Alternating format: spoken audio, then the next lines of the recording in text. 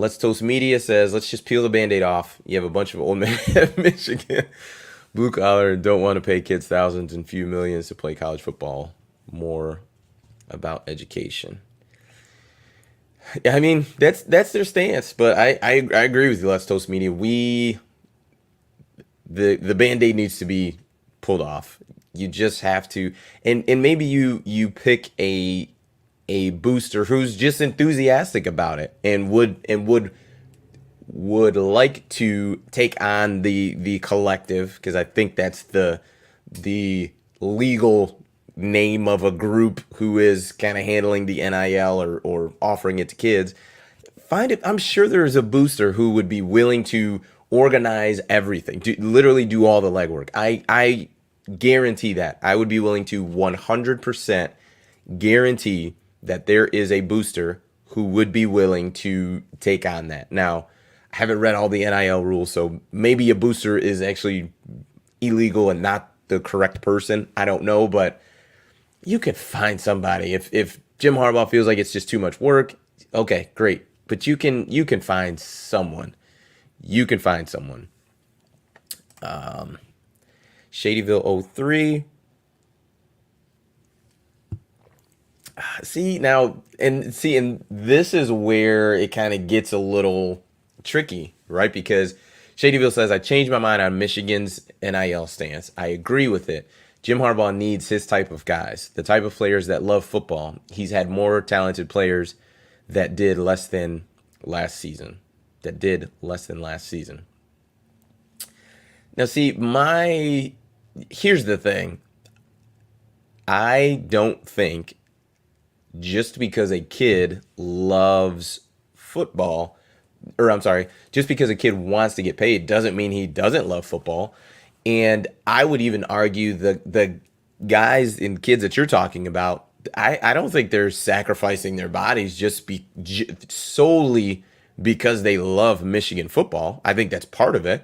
But another part of it is, I want to go to the NFL and get paid a lot of money. Like, to me, it's essentially the same thing. Like, I don't think that whatever, a kid going to Texas A&M and getting a big NIL deal, I don't think he loves football any less than a kid going to Florida who doesn't get one. Like, and to me, the type of guy that Jim Harbaugh wants is a talented guy. That's what I will tell you. And I get exactly what you're saying, Shadyville. I understand. I grasp it. But at the end of the day, if you have a roster full of 3-star guys who love football, that Georgia team from last year is gonna beat them 56-0. So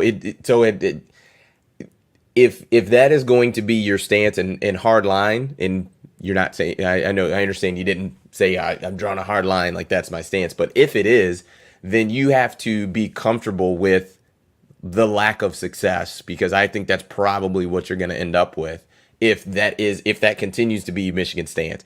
I just think overall you are going to get less talented guys because the NIL it does play a factor. It just does.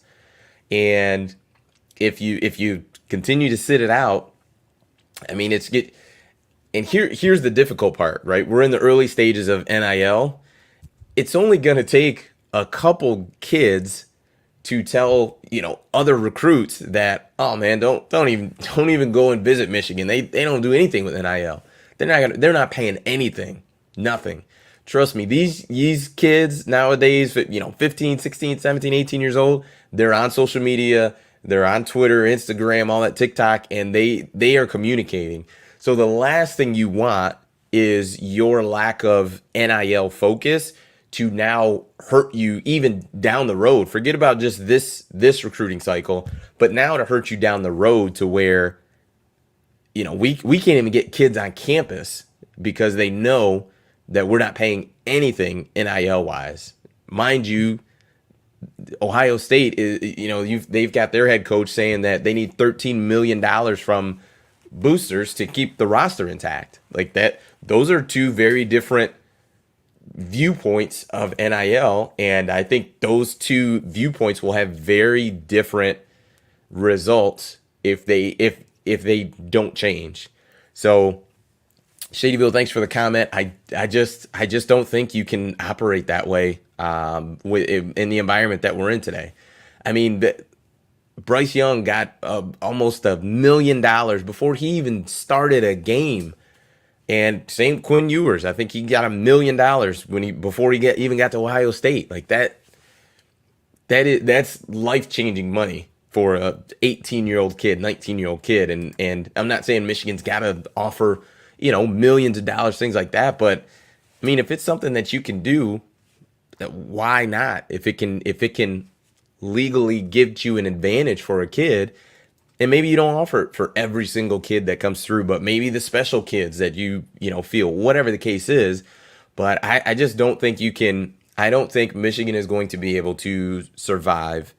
And I put survive as being an elite program of where Michigan wants to be, of competing for the Big Ten championship every single year with that stance on NIL. It's just too big of a snowball at this point, and the enforcement on it is not great.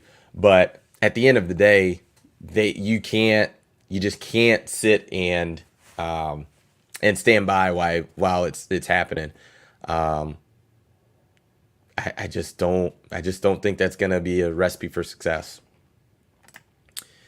Eric does not think that Dante Moore is going to Michigan, which that would be interesting.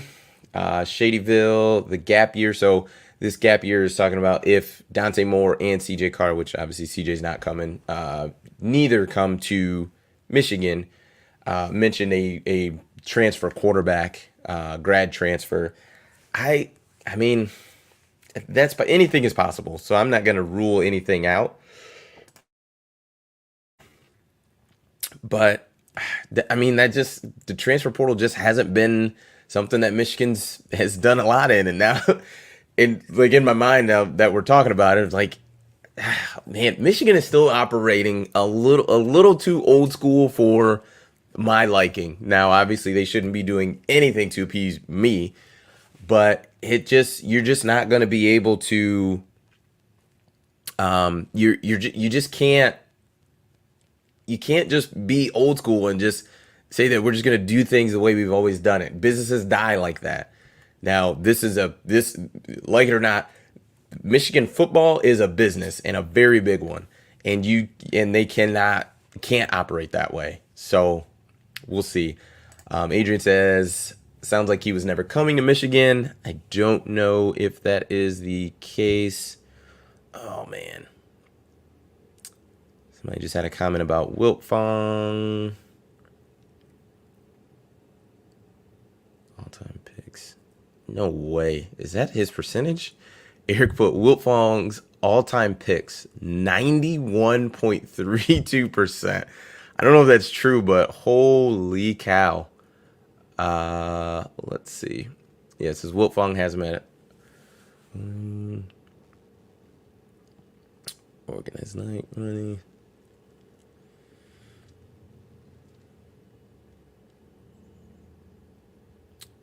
Okay, so yeah, Wiltfong is right about 93% of the time. Okay, here we go. Eric said Wiltfong has got. I'm going to move this up so I can see more of the comments. Wiltfong has him crystal balled to Oregon, and then we just saw his percentage of 91%. That's tough. D-Rock put all verbals at this point, and that's correct. Ferris says JJ is leaving if he's not starting this year. My guess, I would agree to that same thing.